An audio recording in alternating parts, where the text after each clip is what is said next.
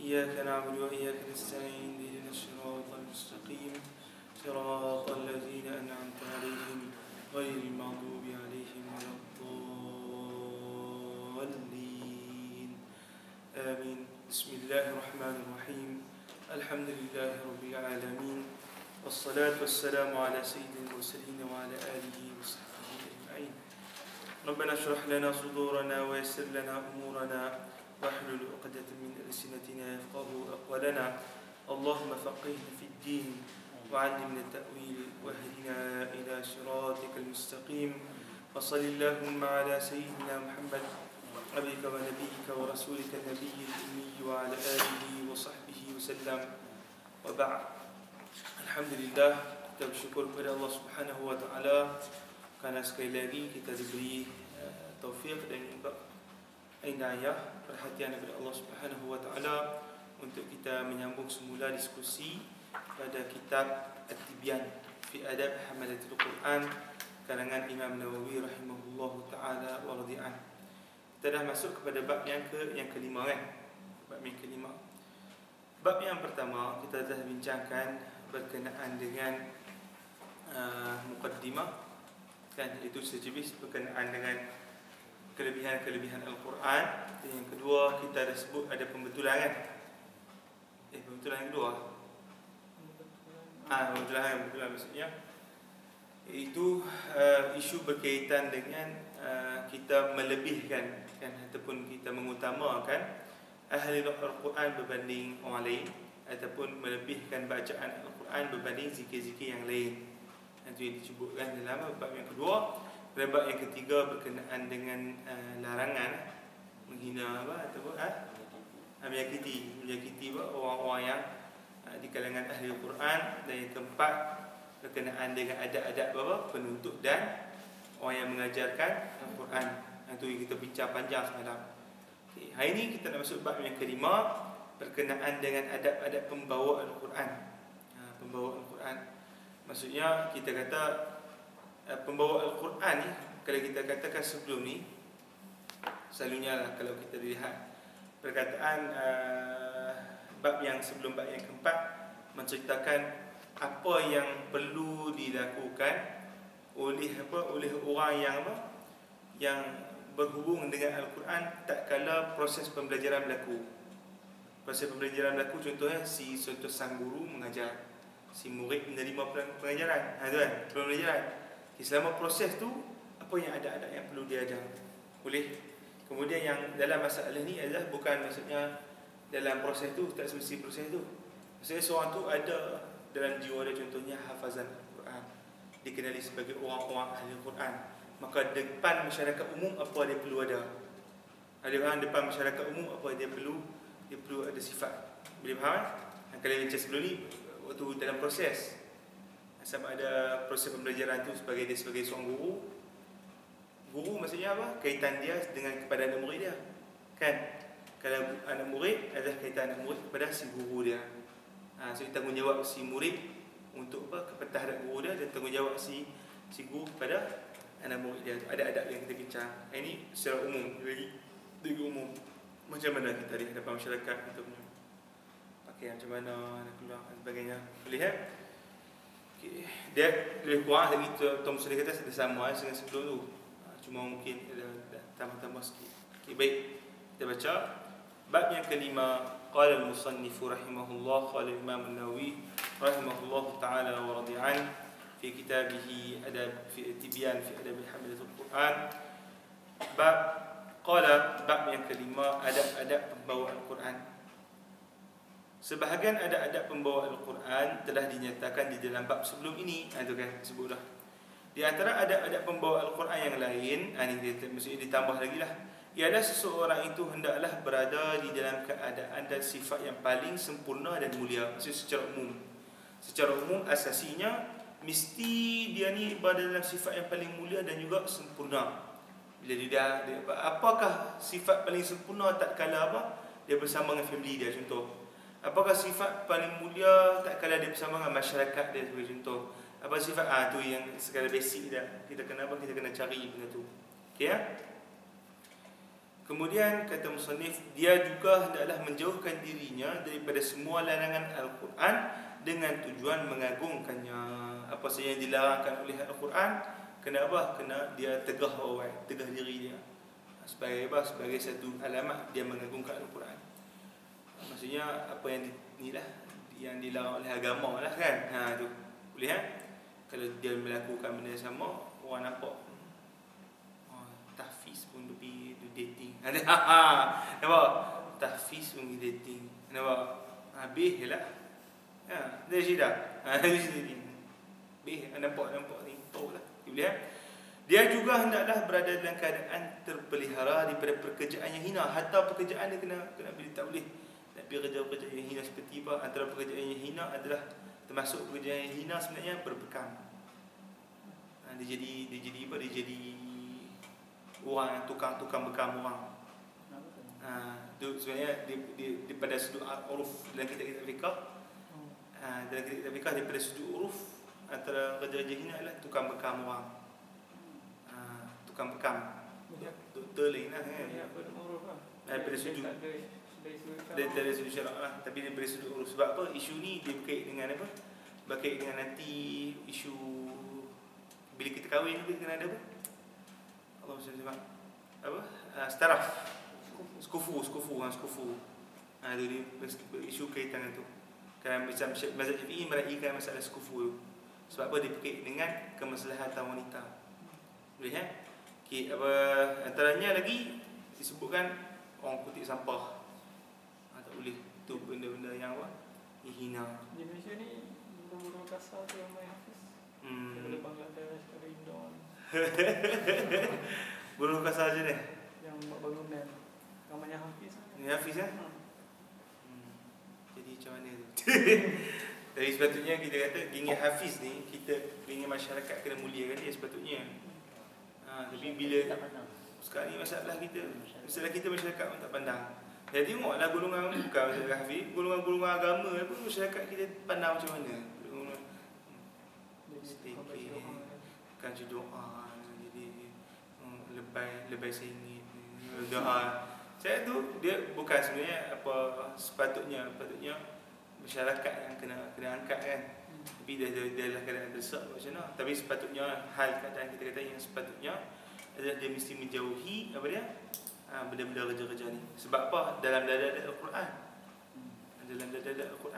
Takut masuk dalam tu benda-benda yang orang nampak macam lekeh hina Al-Quran dan ada izzah dia. Boleh kan? Itu yang disebut Imam Nawawi rahimahullah. Dia hendaklah berjiwa mulia dan meninggi diri terhadap golongan ahli dunia yang sombong dan keras hati. Tak ada tinggi ahli dunia keras hati dia meninggi diri. Tapi bukan maksud meninggi diri orang tu sombong dia pun sombong. Kan? Tapi ini secara dalam kitab lah. Dalam kitab. Tapi kalau kami tanya Tok Guru kata, adakah perbuatan maksudnya orang kita ahli agama dan orang takabur kita takabur balik. Itu Syekh Ali sebut kata tak perlu pun nak takabur pada semua perkara kata. Pada semua dia nak takabur biar pergi dia. Kita tak takabur apa. Tapi dia sebut ada beza antara takabur dengan izzah. Dia faham? Tu dia takabur dengan izzah. Tu dia ada apa? Ada perbezaan dia. Perbezaan dia selalunya takabur ni. Takabur adalah berkaitan dengan campur aduk.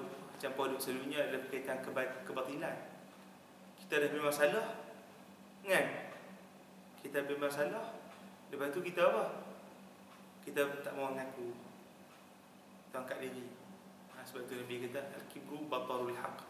Maksud orang kibru tu adalah apa? Batarul haq. Batarul haq adalah dia menafikan kebenaran. Tu alamat untuk nak tahu takabur. Tapi kalau izzah dia adalah apa? Dia adalah pada benda yang memang dah mulia dan kebenaran. Kita dah pegang contoh agama Islam. Kan? Kita pegang agama Islam.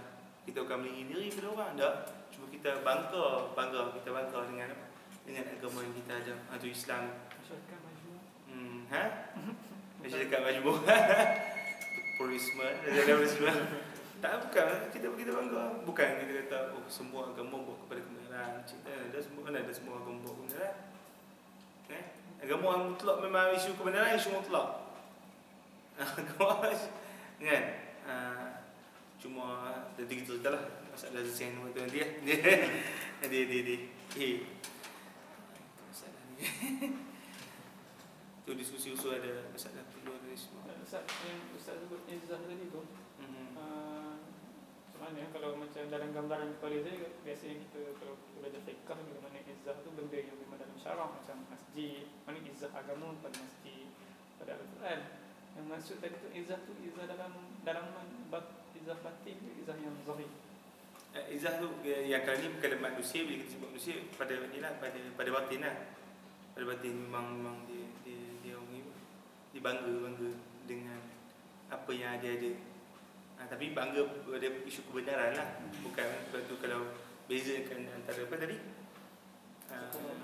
takabur sebab dia takabur pada benda batin. Itu ialah perbeza dia. Itu disebut oleh guru kami. Boleh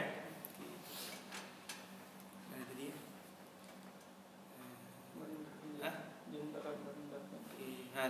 dia juga hendaklah berada dalam keadaan terpelihara daripada pekerjaan yang hina. Dia hendaklah berjiwa mulia dan meninggi diri daripada golongan ahli dunia yang sombong dan keras hati. Dia hendaklah merendahkan diri terhadap orang-orang soleh, ahli-ahli kebajikan dan golongan miskin. Dia hendaklah sentiasa khusyuk, bersikap tenang dan berperibadi hebat. Memang tenang, tak ada serabut. Bukan ludah. Ahli Quran dia tu dia macam mana, humble. Okey. Diriwayatkan daripada Umar bin Khattab radhiyallahu taala anhu, katanya, wahai para penuntut Al-Quran, angkatlah kepala kamu. Maksud angkat kepala kamu tu bukan angkat tu tak maksud kita pandang dengan sebagai orang izah, ada kemegahan. Boleh Jalan telah terbentang jelas di hadapan kamu. Berlumba-lumbalah ke arah kebaikan. Janganlah kamu menjadi bebanan kepada manusia. Bebanan manusia tu, jangan kamu jadi asbab kepada apa? Kepada rosak pula manusia. Itu maksud bebanan tu, rosak pula manusia. Boleh Dia pula jadi orang yang buat jahat first. Dia orang habis ikut kan. Boleh Diriwayatkan daripada Abdullah bin Mas'ud radhiyallahu taala anhu, katanya, sepatutnya pembawa Al-Quran dikenali sebagai seorang yang menghidupkan malamnya ketika manusia lain sedang dibuai mimpi. Itu akhlak-akhlak kena yang mulai. Dikenali sebagai orang yang berpuasa di siang hari ketika manusia lain tidak berpuasa. Kena banyak ibadat puasa. Dikenali sebagai orang yang sedih ketika manusia lain gembira. Gembira kerana apa? Kau berapa ni? Datang apa? Tesi. Kaya ni. Okey. Mana tadi? Dikenali sebagai orang yang sedih ketika manusia lain gembira. Dikenali dengan tangisannya ketika manusia lain ketawa. Dikenali dengan diamnya ketika manusia bising. Dikenali dengan khusyuknya ketika manusia sombong takabur. Maksudnya si pembawa Al-Quran dia ada sifat dia sendiri. Dia tak boleh sama ikut orang. Dia tak boleh. Al-Quran kita kata apa? Kita ada apa kriteria dia sendiri, dan yang ikut apa yang disebut oleh Nabi sallallahu alaihi wasallam akhlaknya. Orang tu gelak, orang tu apa? Dia tekan kan. Orang dia ingat dunia ada stay dia ada sebagai orang yang mengingat akhirat. Itulah. Itu. Okey. Ada ni buku baru ambil dah. Dah bayar dah. Tak ada. Okey, boleh bayar lagi dia kata. Okey. Kita suap dulu. Okey, kita ni baca ni dan cerita. Daripada Hasan bin Ali katanya, sesungguhnya orang-orang yang sebelum kamu memandang Al-Quran sebagai surat-surat daripada Tuhan mereka. Mereka sentiasa memerhatikannya siang dan malam. Ada Sayyidina Hasan bin Ali. Siapa Sayyidina Hasan bin Ali? Cucu Nabi sallallahu alaihi wasallam. Dia kata Orang-orang yang sebelum kami itu golongan-golongan yang salaf memandang Al-Quran sebagai surat-surat, maksud surat Rasail yang datang daripada Allah Subhanahu Wa Taala. Dulu memang Al-Quran diturunkan secara apa? Berperingkat kan? Berperingkat. Apabila masyarakat dalam ada benda yang dihadapi di kalangan para sahabat, Al-Quran datang menjawab. Al-Quran datang menyatakan hukum. Al-Quran datang menyatakan penyelesaian. Tapi dia hidup dalam keadaan tu. Tapi pada hal seterusnya, apabila Al-Quran selepas tu dah disusun dengan susunan yang terakhir ni kan, susunan yang finalize ni, yang diletakkan oleh Jibril alaihissalam, kita tengok apa? Bahawa masyarakat mula tak nampak apa yang Al-Quran nak sampaikan. Kan Al-Quran nak sampaikan. Tapi kalau disebut oleh Hasan bin Ali, Sayyidina Hasan bin Ali karamallahu wajhah, menganggap bahawa Al-Quran itu sebagai apa? Sebagai rasail. Sebab tu nanti kita akan tengok dalam ni. Kita baca Al-Quran tu, kita anggap satu-satu daripada ayat itu seakan-akan apa? Seakan-akan perutusan surat daripada Allah Subhanahu Wa Taala kepada kita. Tapi perlu ada syarat apa? Bertadabbur lah. Kita mesti memahami makna Al-Quran, kita mesti memahami tafsir Al-Quran. Supaya apa? Supaya kita menganggap itu adalah seakan-akan utusan surat daripada Allah Subhanahu Wa Taala kepada kita. Kan? Apa dalam hadis Nabi sallallahu alaihi wasallam sebut, "Inna hadzal kitab hablum mamdud, tarfuhu bi yadillah wa tarfuhu bi aydikum." Kan? Al-Quran itu adalah apa? Adalah dipanggil sebagai tali penghubung, yang mana hujungnya yang satu lagi di sisi Allah SWT, dan hujung satu lagi di sisi kamu. Maksudnya penghubung antara kamu. Apabila kita rasa kita baca Al-Quran tu, kita rasa bahawa apa? Hubungan dengan Allah SWT tu kekal, menerima, kita bagi mesej daripada Allah Subhanahu Wa Taala. Ni bagus disebut ni. Tapi ada satu lagi cubaan yang dibuat oleh ulama-ulama yang contemporary ni untuk nak mengembalikan Al-Quran ni sebagai bentuk mesej, kan, sebagai membantu kita untuk bertadabbur dan menghayati dia, dan mengembalikan semula kita punya apa, penghayatan terhadap Al-Quran sebagaimana yang dilakukan oleh para sahabat ni. Ada, boleh bacalah kitab Rasail Nur. Rasail Nur Imam Badi'u Zaman Syekh Nursi. Dia syarah tu, dia buat lebih kurang macam tu. Dia tulis syarahan terhadap ayat Al-Quran tu, menjadikan ayat Al-Quran tu macam satu mesej supaya kita faham makna-makna yang disebutkan dalam Al-Quran secara per ayat-ayat, bukan per surah, per ayat-ayat. Boleh baca. Sekarang ni dah terjemah bahasa Inggeris lah. Semua dah hebat, UAE semua. Kita boleh baca bahasa Turki aja, kita dah baca bahasa Inggeris, bahasa Melayu, bahasa Arab. Boleh kan? Okey, kita tengok. Okey, baca. Daripada Fudail Mediyat. Fudail. Bukan Fudail. Fudail. Daripada Fudail Mediyat, katanya orang yang membawa Al-Quran sepatutnya tidak menyimpan hajat sedikit pun kepada khalifah, apatah lagi kepada orang-orang yang di bawahnya. Tak ada hajat dia. Kita dengan Allah Ta'ala. Hajat kita dengan Allah Ta'ala, kan? Daripada Fudail juga, katanya pembawa Al-Quran adalah pembawa bendera Islam. Tak sepatutnya dia bermain bersama orang-orang yang bermain. Tak sepatutnya dia lalai bersama-sama dengan orang-orang yang lalai.